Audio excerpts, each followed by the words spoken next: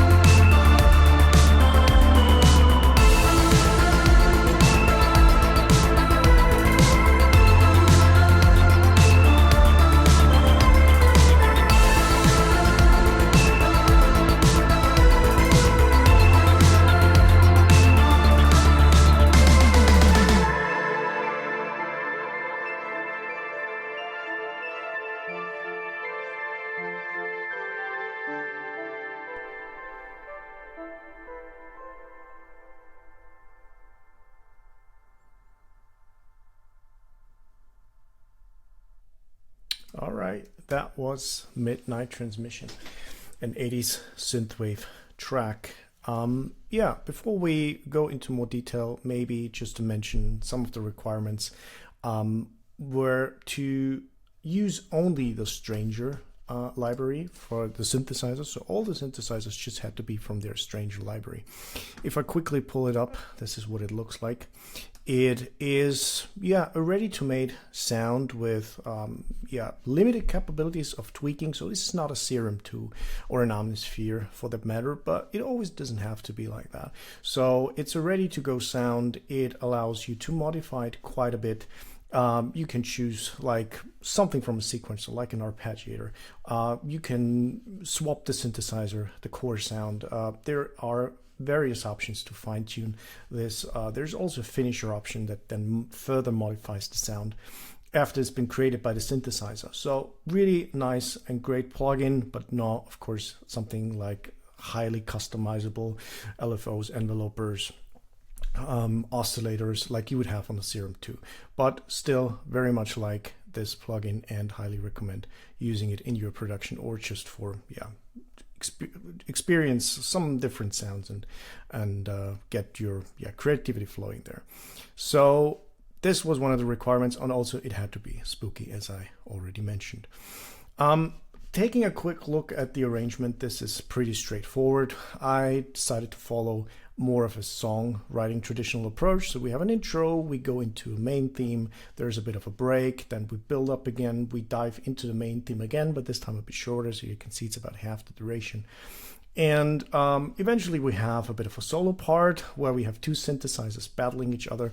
There's, for example, the synthesized electric guitar and the gospel organ. They are playing one after the other, but in a bit more of a battle kind of way. Got a bit too excited. One of the judges said that the gospel or this organ thing was a bit too fusion-like, maybe drifting a bit into 70s territory. Yeah, guilty as charged.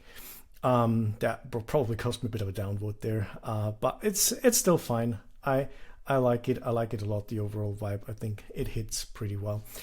So after the solo, diving again into the main theme. This time we played in full, like just the first time, and then there is a bit of an outro, and the outro is essentially just parts from the intro with tempo automation. You can see there's a bit of a staircase pattern where it then actually becomes slower and slower each bar, and then eventually fades into oblivion.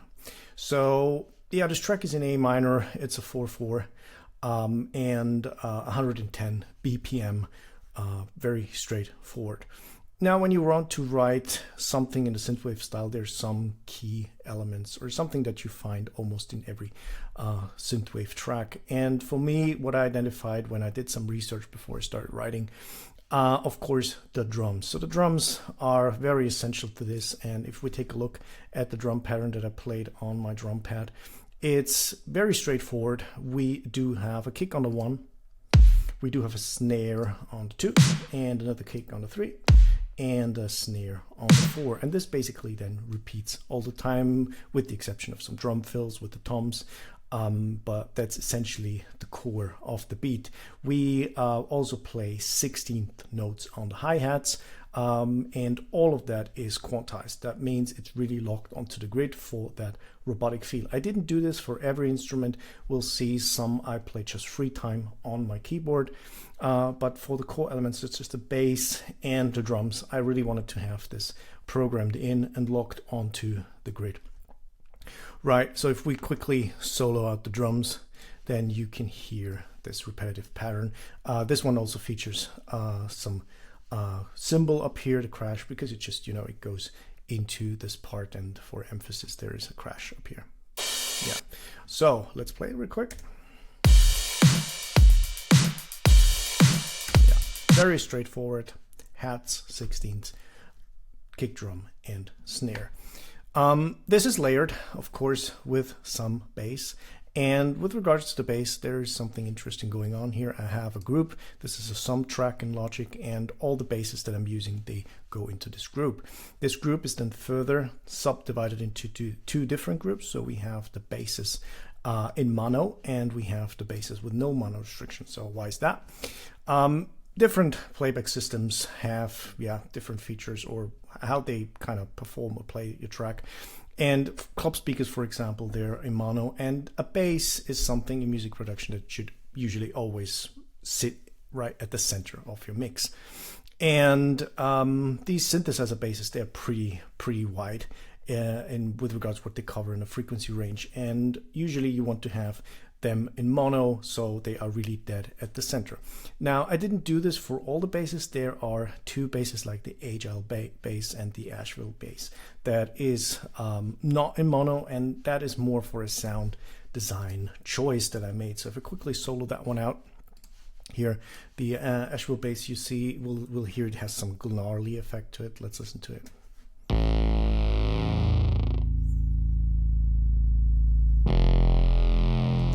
So this is more of a sound design option, less than like a strictly bass that is on, you know, on the rhythm that drives the rhythm. And that's why I wanted it to be as wide as possible. And I just did not have it in mono. How do you have it in mono? There is simply a directional mixer on it. This is a Logic stock plugin, split enable, crossover frequency 150 Hertz, spread all the way to 0, and it's dead center. Some producers decide a low frequency, maybe 120 Hertz, but basses usually from a frequency perspective, they're from 30 Hertz up. So 150 Hertz as crossover frequency was right in my opinion here.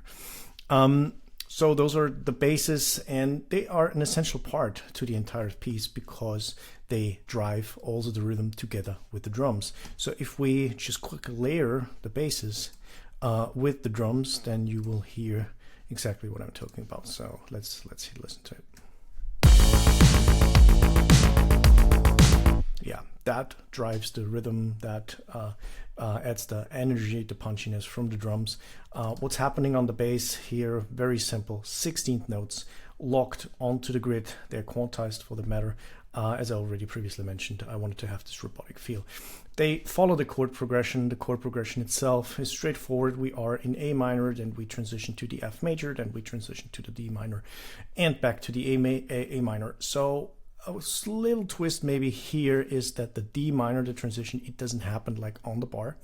I dragged it slightly before the bar, so it's half of a quarter of a full measure where it starts. This is a twist that you can sometimes try in your production. It would be expected to land exactly on the beat, but I decided to just move it slightly forward to add a bit of more of an interesting feel to the transition between the chords.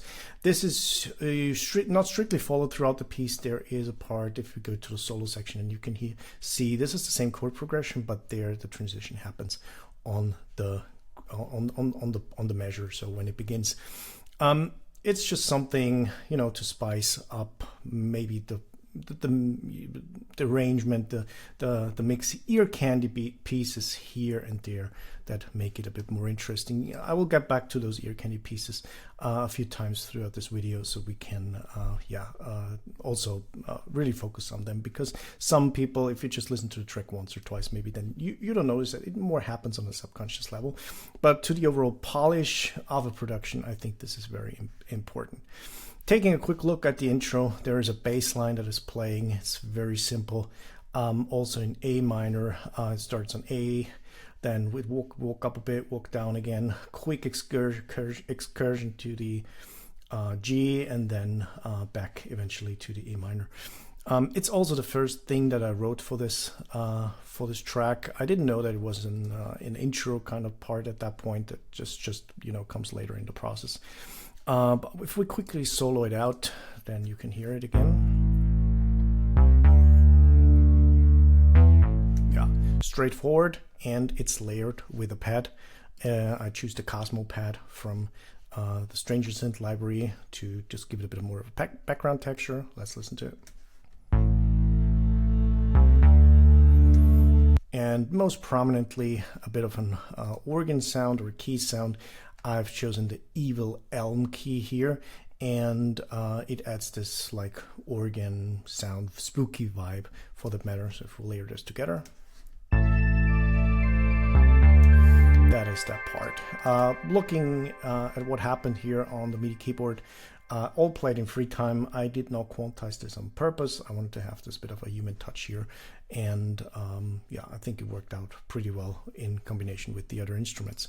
So I could go on and on, of course, about individual sound design decisions for all the various instruments, but I really would like to just focus on the main parts here. Otherwise, this video will take hours, of course. Yeah, the song is in A minor. There is a little transition here that does only happen once towards the end of the intro. This is just one measure. And I knew I wanted to start the main theme also on A minor, and if you have the intro on A minor, it just didn't catch me enough with regards to the spooky vibes, so I checked what chords could match here, and an E7 B9 just made it for me. We'll quickly listen to the transition so you can hear. So there's the A minor. I'll just go one bar here, and then we have this transition on the E7 B9, eventually resolving back to the A minor. It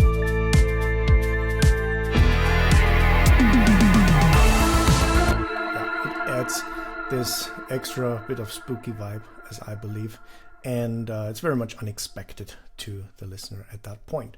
So going to the main theme, that is the core of the entire piece, obviously, because it contains the hook, the synthesizers that are making the melody. If this were like a regular song, this would be where the vocalist starts to come in.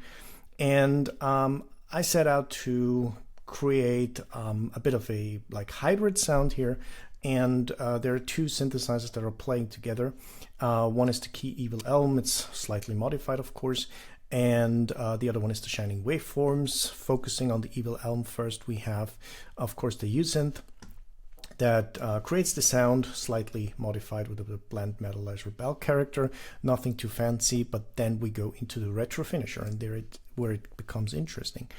The retro finisher was also a task for this competition to use at least one instance. So what is the retro finisher? UGEM has quite a few finishers, and the retro finisher is a plugin that modifies your sound after it's been created by a VST or an audio unit here, because we're in Logic. But after the sound has been created, you can further optimize, tweak it, change it to a liking, and it could be completely different depending on what option that you choose from your regular sound. You could play a piano, then put a retro finisher on it, and it sounds completely different. That is something very interesting for the sound design. So I will play now in solo the Key Evil Elm. You will also hear that it's more on your right ear, because in the mixing stage I decided, okay, I want to have this panned more to the right. It's panned plus 33, and the other one, the Shining Waveforms, is panned minus 33, so they balance each other. Listen to this one first, and I will pass in and out this plugin so you can hear the original sound. So if it's off, now it's off, then you would hear the original sound from the Usynth Stranger synthesizer, and once I enable it, so here it would be enabled, then you will hear it as it is once it's been processed by the retro finisher. So I will start it enabled and now pass it in and out, and you can hear the difference.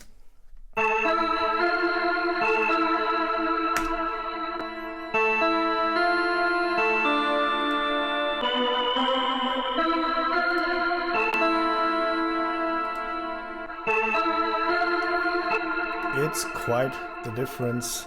For me, I was really sold when I dialed this one in on the sound, because it creates this spooky vibe and this spooky atmosphere. Layering it with the Shining Waveforms, they are more on the left ear. I will quickly play them solo and then bring them together.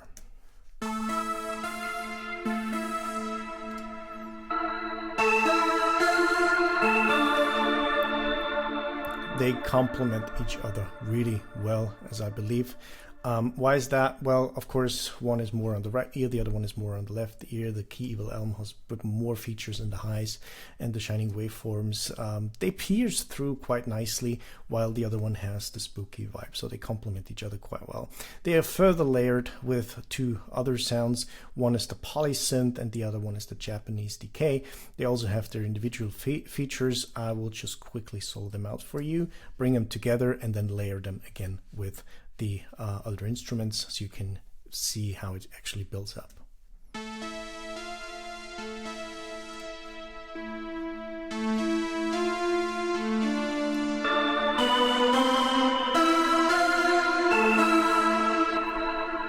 So each and every instrument adds a bit of a flavor here and there, as those are panned left and right, 33 minus 33. Those are also balanced, but a bit more to the right and to the left, so we have a plus 55 and minus 55 here, just to add more of the signal on either the right or the left side of the stereo spectrum. One thing maybe to mention as well here would be, like, we of course have a lot of things going on with regards to compressors, with regards to equalizers. Compressor, I usually go back to the Logic stock compressor. They're really cool. I have a vintage FAT here, so if you're familiar with the stock plugin or with compressors in general, this is an 1176 emulation. Speak of, it's a very fast compressor. In this case, it's dialed in with a 4:1 compression. Yeah, fast attack, fast release setting. I mean, the attack is super fast on this one anyways. Threshold dialed back, so I reach about, I suppose, 5 to 7 decibels of gain reduction.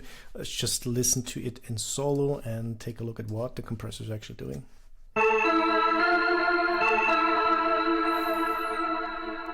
Yeah, so -5 to -7 decibels of gain reduction, obviously dialed in some makeup gain to have proper gain staging here, and this happens throughout the track for each, almost each individual instrument that has kind of, you know, a compressor is something that smoothens out your waveform, and yeah, it's always dialed in if you want to have things smoothened out in that way. You would put it on a vocal, of course, as well. And also for these instruments, just to not have or to tame the high peaks there. Pro Q4 is my go-to equalizer. It's really good. I put it on the sub track for here, for example, to treat the leads together. I just dialed in some settings where I think, okay, this should be the same to all the synthesizers here. There's a bit of a low cut going on, so 150 hertz, so we're not diving too much into the bass territory. Also a bit of a dip here to yeah, the bass that extends above that area, and also where elements of the drum kit sit that I want to have more clarity. A slight boost around 1.3K and a high shelf at 10K for this extra shimmer sizzling effect. Yeah, the main theme has actually two parts. I just call it main theme here, but you could divide it, further subdivide it into part A, part B. Why is that? Because there's a bit of an alteration going on with regards to the melody. There's some extra notes in here, and I'm throwing in an arpeggiator here. And that is what I would like to quickly focus on, the arpeggiator. And you can hear that this will add some extra flavor to the overall track. I'll just solo it out and then bring it back in, and then you might just be able to identify it.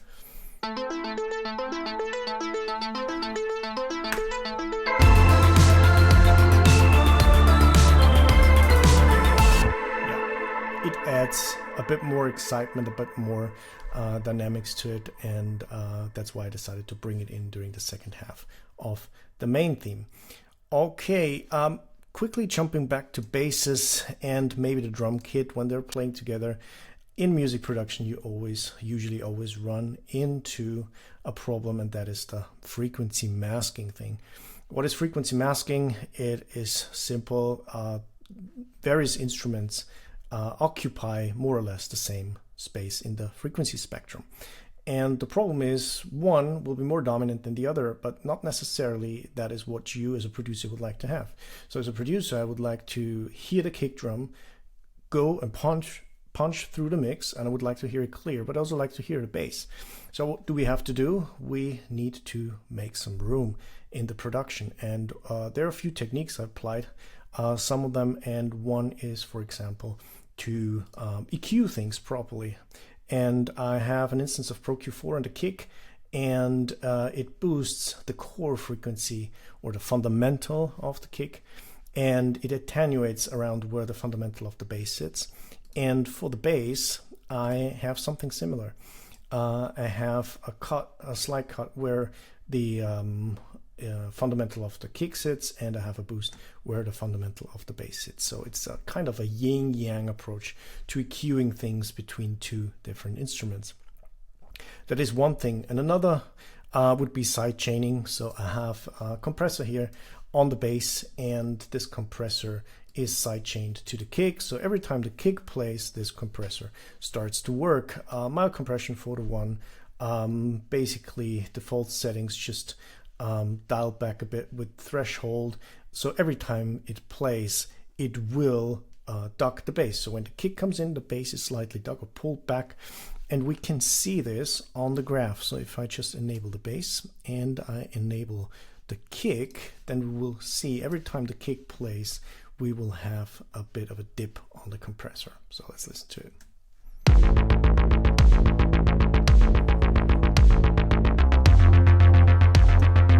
Yeah, so that is exactly what we want. So this is pulled back nicely. What else can be done to get the drums nice and punchy? First of all, the sample that I've chosen here, if I quickly open it up, I've chosen for the drum kit the Prism Retro Pop drums. This is a drum kit I bought maybe a year ago. I've never really used it, so I thought it was time to make it happen this time and bring it into play.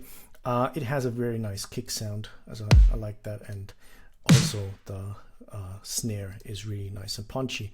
One downside that I noticed that didn't make me too happy, but it's not a deal breaker, it just has a high and a low tom, and I would have preferred also a mid tom. So what to do, you could sample either the high or low tom, pitch it down, pitch it up a bit, and create something in the middle. Eventually I ended up just going for another drum kit for these kind of things, and here you can see the Hollywood Haze drum kit. This is a Logic stock drum kit and like electronic drum kit, but it's, with regards to the samples, it's really heavily modified on my end, so I chose different samples. It's just the original name that I kept here, but it's modified to my liking. And you can see here from the MIDI track, there is, for example, a drum fill dialed in. I'll just quickly solo that one out. Yeah, very iconic 80s drum fill. And that happens throughout the track, here and there. Here we have another one. Quickly solo that one out.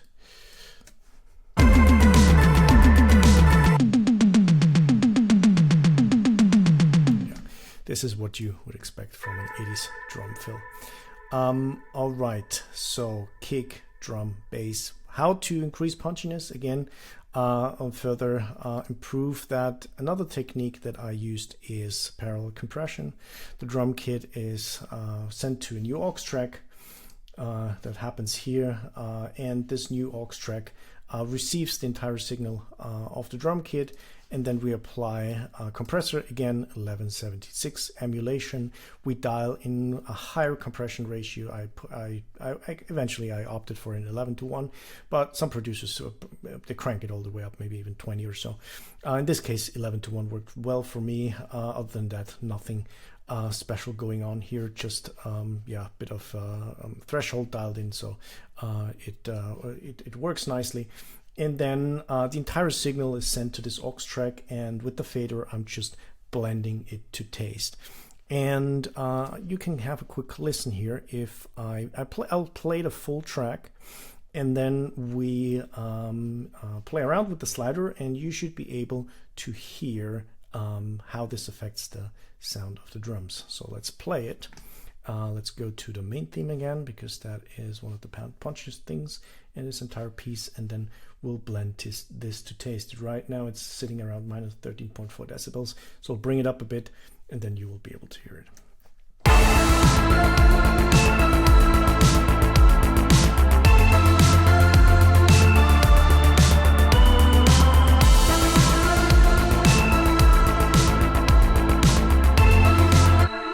So the more I bring it up, the more of the compressed signal is being blended in, and that improves the punchiness of the drums.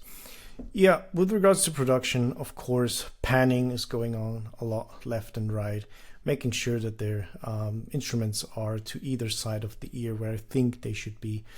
Lots of different synthesizers layered together, and yeah, this makes up basically the general production. Some automation, of course, going on, some volume automation here and there. But that brings us to an end of, looking into production. I could go on and on over the details here, but I've already, I guess, spent a lot of time here. If you're still with me, that's great. So let's take a look at the mastering side of things. Maybe one thing quickly to go over the mix bus here. Everything from the individual sum tracks goes into the mix bus. There is an instance of Ozone 12 vintage tape going on here. So what is that? Tape saturation. I'm using it here only to warm up the sound a bit. And you can see this is like a fast speed, a bit of an input drive, harmonics, low emphasis, high emphasis. Almost identical, just really to warm it up. It actually derives from the warm-up setting, and then followed by a Pultec EQ, which focuses a bit on the 100 Hertz with a boost of 2 decibels, a slight attenuation, and then another boost with about 2 decibels around the 4 kilohertz range. Eventually we bring it into the mastering chain, and we are starting with a bus compressor. Bus compressor is dialed in as you would use it as a glue compressor in that case. It has a slow attack. It has a very moderate ratio of 2:1. Analog setting, a bit of makeup gain dialed in. If we play this, you will see there's only very slight reduction of about 1, 2, maybe 3 decibels. Let's quickly play it.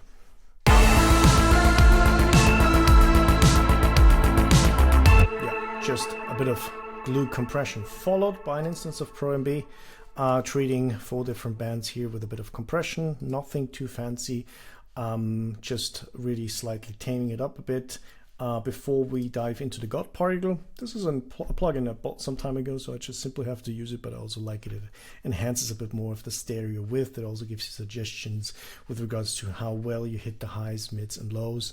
It's dialed back a bit by 2 decibels because it quite enhances the sound, or it increases the gain there. So you want to like gain stage that one as well.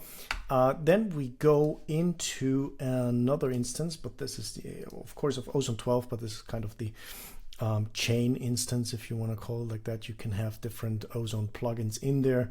Again, you might see there's a lot going on the master bus. On the master bus, but this is, flavors of this and that. I just don't want one plugin to do the heavy lifting. I'd like them to work together. So there's a bit of an impact dialing in imager to see, do I have any phasing issues? So if you play this, and usually phasing issues, you would discover if if this little indicator here would be below 0, and it should ideally be more close or close to 1. So let's see what's doing.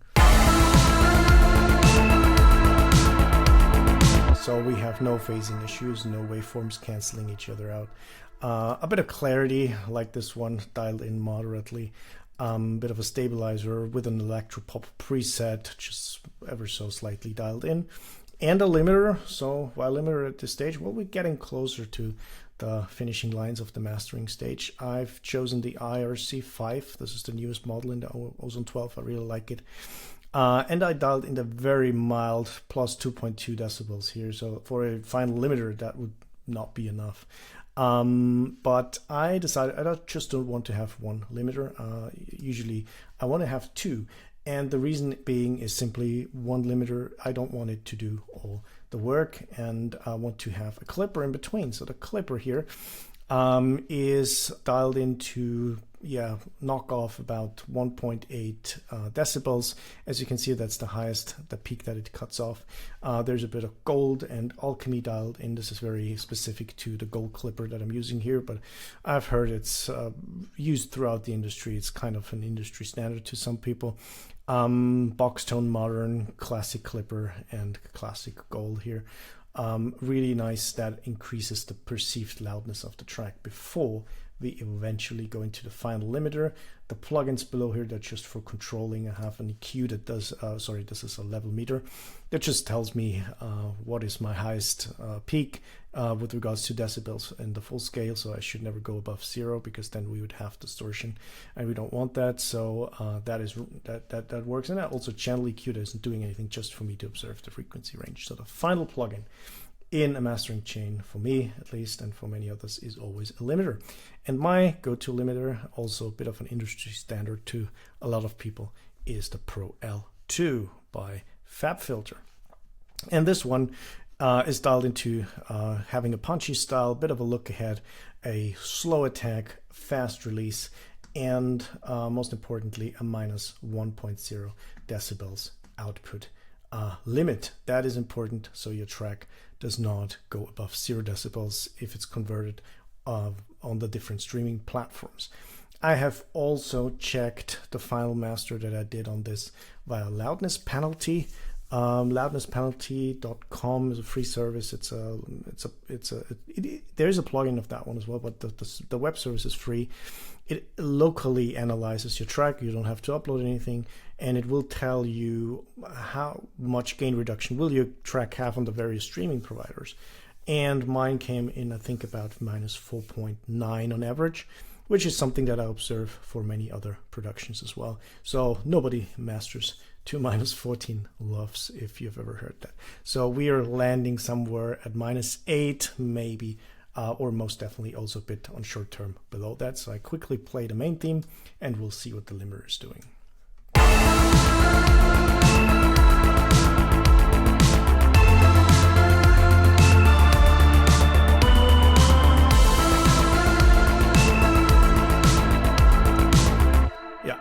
It has a gain reduction minus 2.5 decibels, so it's pulling it down quite a bit. And then I dialed in the plus 4.5. This was enough for me to reach the target loudness level. I was aiming somewhere around minus 8 LUFS, but as you could see, it on short term it goes way below that as well. Right, that's basically it about the production. If you have questions, if you have any comments, please feel welcome to share. I will gladly do more insights into productions in the future if you're interested. And thank you very much for listening. Thank you very much for watching. If you'd like to stream the track Midnight Transmission, it's available on all the different streaming providers, Spotify, Apple Music, whatever is your go-to streaming provider, Amazon Music, and YouTube Music, any streaming provider. Thank you very much. Until next time.